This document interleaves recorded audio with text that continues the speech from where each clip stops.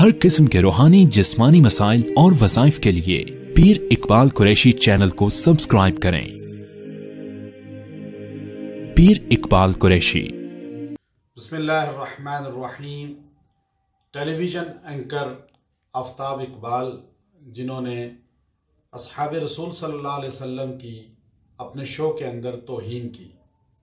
آپ صلی اللہ علیہ وسلم کا ارشاد ہے کہ جب تم کسی انسان کو دیکھو، اذا رأیتم الذین یسبون اصحابی فقولوا لعنت اللہ علی شرکم، جب تم یہ دیکھو کہ کوئی شخص میرے اصحاب رسول کے خلاف کوئی نازیبا الفاظ استعمال کر رہا ہے تو تم ایک ہی جملہ کہو، فقولوا لعنت اللہ علی شرکم، اللہ کی لعنت ہو تمہارے اس جملے پر کہ تم شر پیدا کر رہے ہو۔ اصحاب رسول صلی اللہ علیہ وسلم وہ عظیم جماعت ہے جن کا مقابلہ کائنات میں کوئی نہیں کر سکتا۔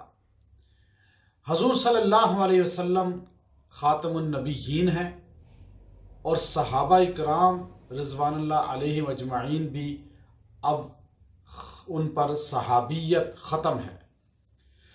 حضور صلی اللہ علیہ وسلم کے بعد نبی کوئی نہیں، صحابہ کے بعد اب کوئی صحابی نہیں آ سکتا۔ اب یہ صحابیت کا مقام انسان اپنی ولایت، بزرگی، زہد، تقوی، عبادت کے ذریعے حاصل نہیں کر سکتا۔ ساری دنیا کے لوگ عبادت کر کے ولی بن سکتے ہیں، صحابی نہیں بن سکتے۔ صحابی اس ذات کو کہا جاتا ہے جس نے حالت ایمان میں رسول اللہ صلی اللہ علیہ وسلم کو دیکھا اور آپ صلی اللہ علیہ وسلم نے اس کو دیکھا، اور وہ صحابی اس کے لیے اللہ کے قرآن نے فرمایا رضی اللہ عنہم ورضوا عنہ، اللہ ان سب سے راضی ہو گیا۔ پھر اللہ کا اٹل فیصلہ قرآن میں آ گیا، کلم وعد اللہ الحسنى، ساروں سے اللہ نے جنت کا وعدہ کیا۔ اللہ ان سے راضی، جنت کا وعدہ اللہ کا صحابہ سے، اینکر راضی نہیں، ٹیلی ویژن والے راضی نہیں، آج کا منافق راضی نہیں، لیکن اللہ تو راضی ہے نا۔ جو صحابہ سے نہیں راضی، ان کے خلاف نازیبا الفاظ استعمال کرتا ہے، اس کا اللہ کے ہاں کوئی مقام نہیں۔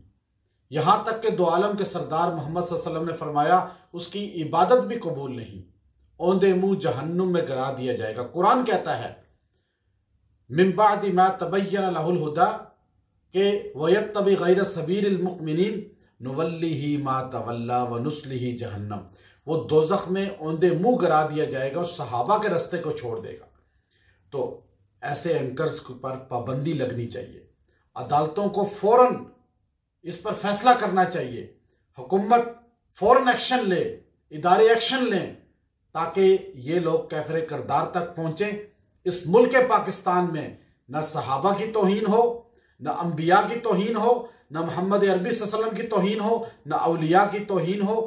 ساروں طبقات کے بڑوں سے عقیدت محبت ہونی چاہیے ہمیں۔ اس لیے اس اینکر کی خالی معافی پر نہیں گزارا کرنا چاہیے۔ قانون اس لیے ہوتا ہے کہ جو جرم کرتا ہے اس کو گرفت ہو، سزا ہو، تاکہ دوسروں کو عبرت ملے۔ اللہ تعالیٰ سب مسلمانوں کو صحابہ کا سچا غلام بنائے، محبت کرنے والا بنائے۔ وآخر دعوانا ان الحمد للہ رب العالمین۔